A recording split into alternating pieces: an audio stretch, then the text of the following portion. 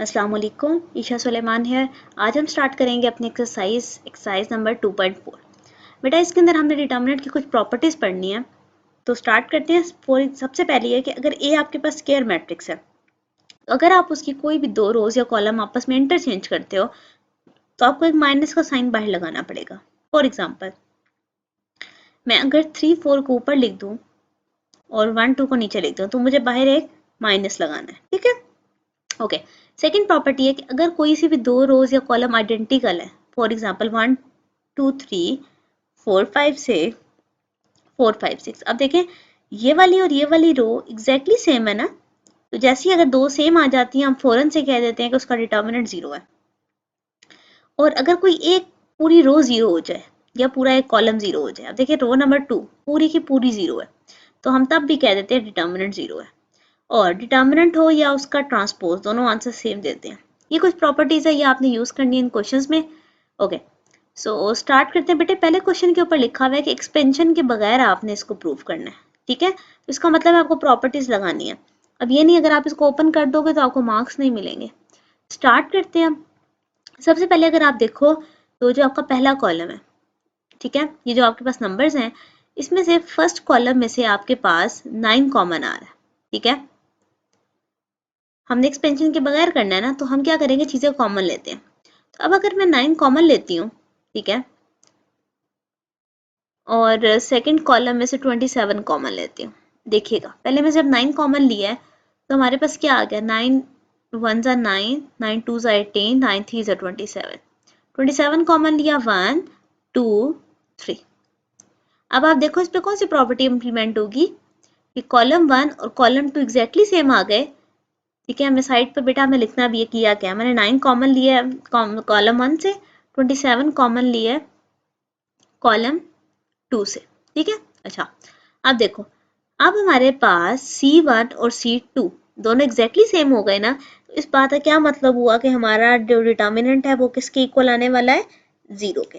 क्योंकि C1 C2 identical है तो डिटर्मिनेंट किसके इक्वल है, जीरो के, ठीक है। तो हमने इस तरह बगैर एक्सपैंड किए, उसको ओपन किए बगैर हमने बता दिया कि इसका डिटर्मिनेंट किसके इक्वल है, जीरो के, ठीक है। अच्छा, इस तरह के क्वेश्चन पेपर में आते होते हैं। अच्छा जी, पार्ट नंबर 2। अच्छा, इसके अंदर आपने क्या ट्रिक यूज करनी है, अब आपको साथ साथ बेटा मैं ट्रिक्स भी बताती जाती हूँ, ये अब आप प्रैक्टिस करोगे तो आपको ज़्यादा अच्छे से आएंगी, ठीक है। मैंने ABC जो है वो मल्टीप्लाई भी करूँगी एक एक के साथ और डिवाइड भी करूँगी, ठीक है। अब देखो मैंने ABC पहले कॉलम के साथ मल्टीप्लाई भी किया और डिवाइड, बेटा डिवाइड किया तो बाहर लिख दिया, मल्टीप्लाई अंदर लिख दिया, ठीक है।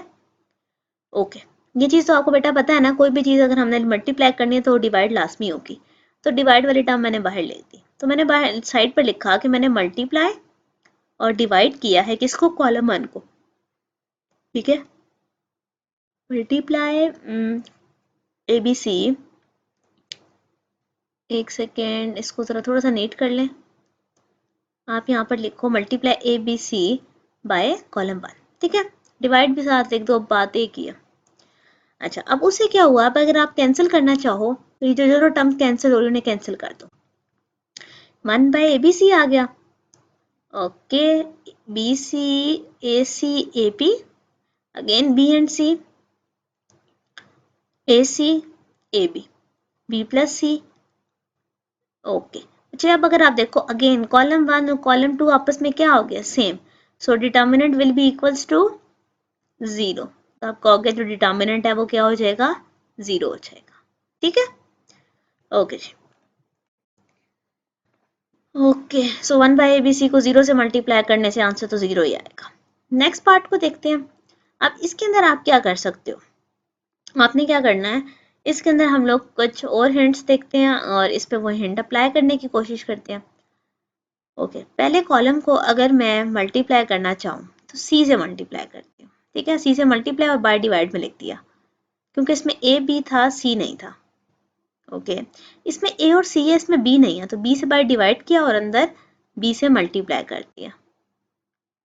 इसमें B और C है, A नहीं है, तो A से बाय डिवाइड किया और अंदर A से मल्टीप्लाई कर दिया, ठीक है। Okay, zero. बट ये क्वेश्चन आप प्रैक्टिस करोगे तो आपको याद होंगे, ठीक है। इसमें अब आपने खुद से बस लॉजिक्स लगाने की तरह या सेम करने हैं, बस जीरो करना है। अभी जो वो सबसे इजी वे है, सिंपलेस्ट वे है, मैंने आपको वो करवाया। तो सी मल्टीप्लाई हुआ कॉलम 1 से, बी मल्टीप्लाई हुआ कॉलम 2 से, ए मल्टीप्लाई हुआ कॉलम 3 से। ये लिखने बहुत ज़रूरी है, ठीक है बच्चे, ये साथ लिखोगे तो मार्क्स मिलेंगे। अच्छा, अब मैं क्या करने लगी हूँ, अब एक काम करते हैं, इन सारे कॉलम्स को आपस में भी देखते हैं।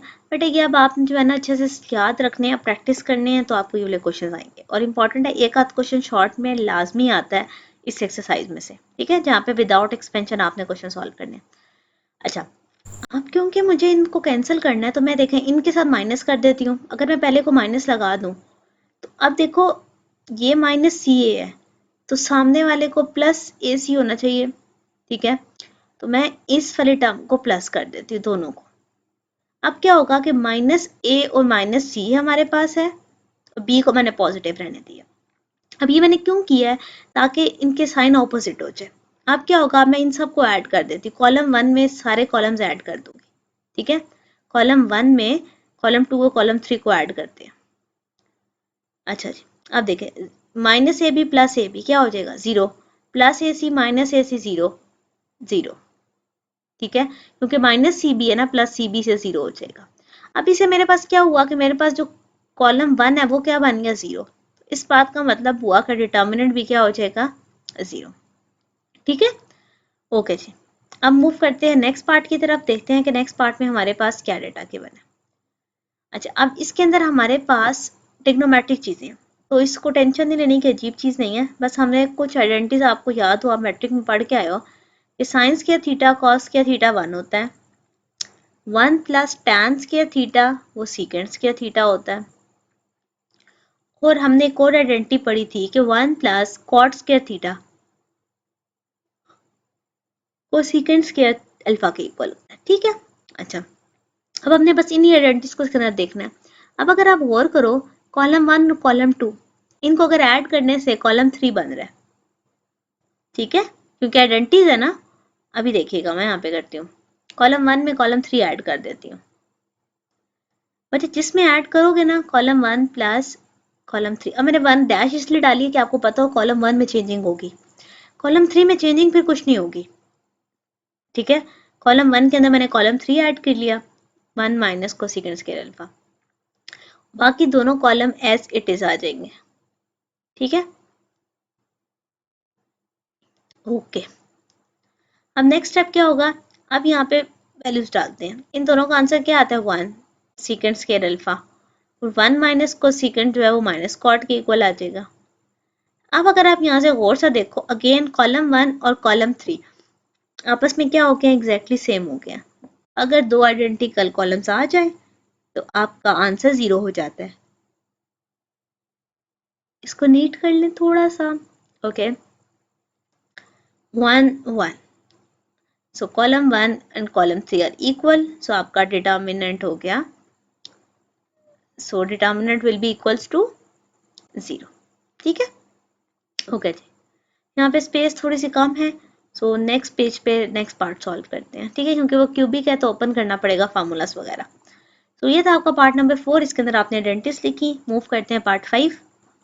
अच्छा जी बेटा, पार्ट 5 के अंदर आपने क्या करना है, सबसे पहले अगर आप देखो तो हमें फार्मूला आना चाहिए, ए माइनस बी का क्यूब का क्या फार्मूला है, A cube minus B cube minus 3 A square B minus 3 plus 3ab square, ठीक है। ये फार्मूला हमने इसके अंदर ओपन करने हैं, ठीक है। कॉलम 1 के अंदर कॉलम 2 को माइनस करूंगी और कॉलम 3 को भी माइनस करूंगी। चले, मैंने साइड पे हिंट लिख दिया, अब इस हिंट के अकॉर्डिंग इसको चलाते हैं। सबसे पहले तो मैंने इसे ओपन किया, A cube minus B cube minus 3a square B minus plus 3ab square. अच्छा, अब माइनस करना है, दोनों के साइन चेंज हो जाएंगे, वो टर्म भी यहाँ पे माइनस हो रही है, तो देखो minus A square B plus A B square, ठीक है। सेम अब नीचे c माइनस डी का क्यूब है, इसके ऊपर भी सेम यही चीज इंप्लीमेंट होगी।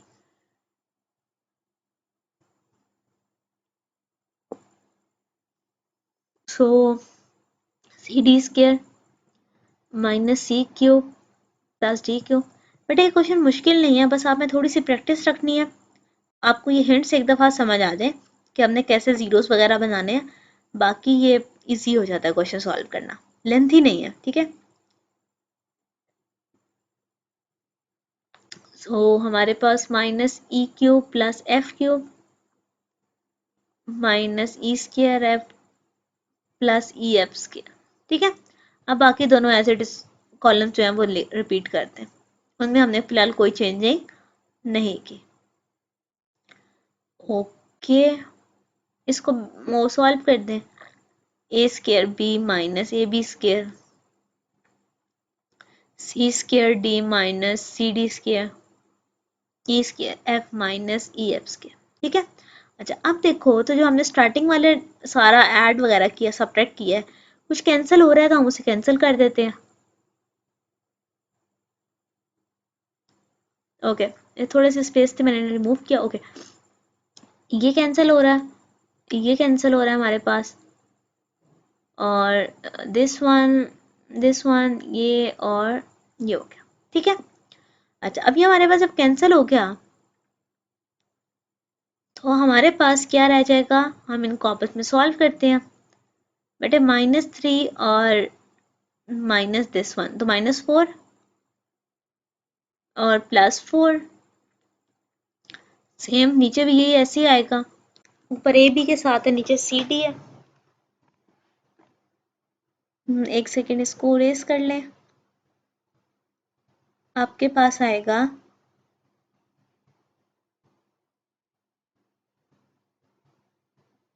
Okay this one same E square F +4 E F square. Again बाकी दोनों कॉलम आप एज इट इज यहाँ पर कॉपी पेस्ट कर दें। E cube minus F cube A square B minus A B square C square D minus C D square. Okay, अच्छा अब अगर आप देखो तो फर्स्ट कॉलम में से हम कुछ कॉमन ले सकते हैं। मैं अगर चाहूँ तो -4 कॉमन लेती हूँ। जब -4 कॉमन लिया तो बेटे यहाँ क्या रह गया, A square B sign change हो गया माइनस ए बी स्क्वायर, इधर आ गया C square D minus C D square E square F minus E F square. ठीक है, अच्छा अब बाकी दोनों कॉलम्स पे लिखें। बेटे अगर आप यहाँ पे जरा गौर करो, कॉलम नंबर 1 और कॉलम नंबर 3 एग्जैक्टली सेम हो गया। अगर दो कॉलम आइडेंटिकल हो गए तो 0 हो जाता है। इसको लिखते हैं E square F E F square. So call यहाँ पे अब साइड पे लिख दें कि हमने -4 कॉमन लिया कॉलम 1 से। ओके, नाउ आपके पास कॉलम 1 और कॉलम 3 क्या हो गए हैं, आइडेंटिकल हो गए। ठीक है, सो हम क्या कहेंगे कि आपके पास जो डिटर्मिनेंट है उसका आंसर क्या होने वाला है, -4 0 से मल्टीप्लाई होगा तो आंसर क्या आएगा, 0। सो ये था आपका पार्ट नंबर 5। इसके अंदर हमने इसको प्रूव किया कि हमारा जो डिटर्मिनेंट है वो किसके इक्वल है, 0 के। पार्ट नंबर 6, अच्छा पार्ट नंबर 6 में हमारे पास x y z से रिलेटेड वैल्यूज है। तो अब हम इसको कैसे सॉल्व करेंगे, इसके अंदर अगर हम लोग अपनी हिंट्स देखें कि हमने इसको कैसे सॉल्व करना है, पहले वाले कॉलम में देखें क्या नहीं है, z नहीं है। ओके, बाहर 1/z लिखा, अंदर z से मल्टीप्लाई कर दिया। ओके, इसमें x नहीं है तो x से डिवाइड किया और अंदर मल्टीप्लाई कर दिया।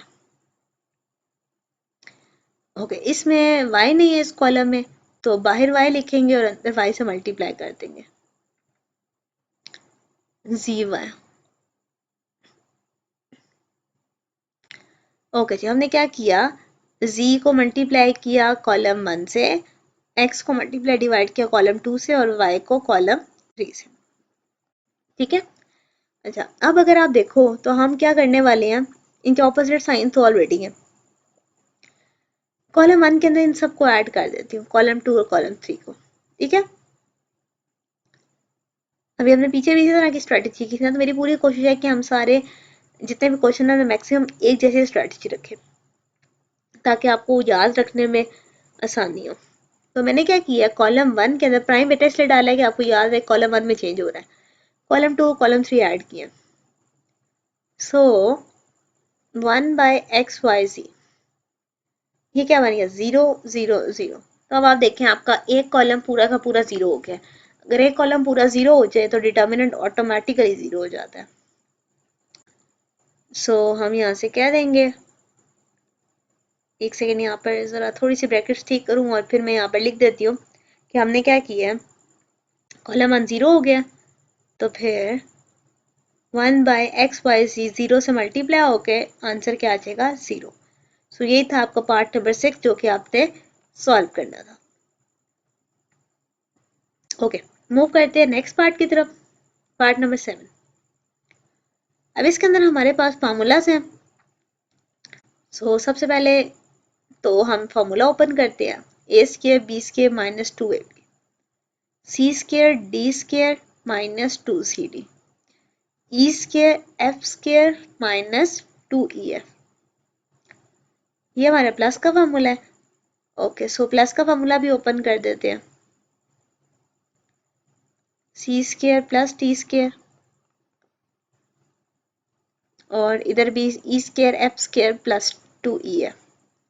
इन दोनों को, इस लास्ट कॉलम को एज इट इज रखते हैं, ठीक है।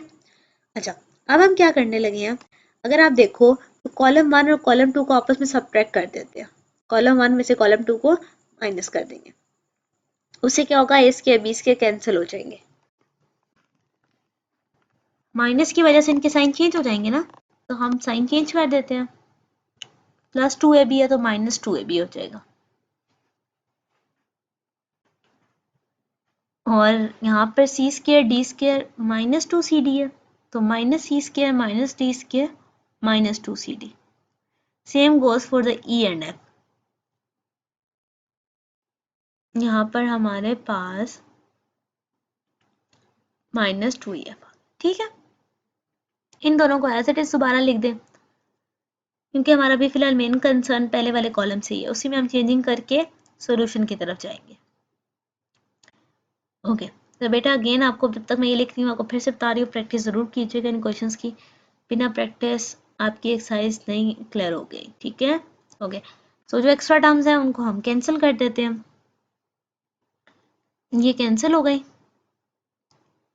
ओके, तो हमारे पास क्या रह गया, माइनस 2ab माइनस 2ab, ये क्या बनते हैं हमारे पास माइनस 4ab, ये क्या आ गया माइनस 4cd माइनस 4ef। अब देखो इसमें माइनस 4 तीनों में आ रहा है, तो हम माइनस 4 बाहर ले लेंगे, बाकी टर्म देखें कॉलम सी जैसी है, तो यहीं से आंसर नजर आ रहा है कि कॉलम सी और ये सेम हो जाएंगे। एनीवेज इसको सॉल्व करते हैं,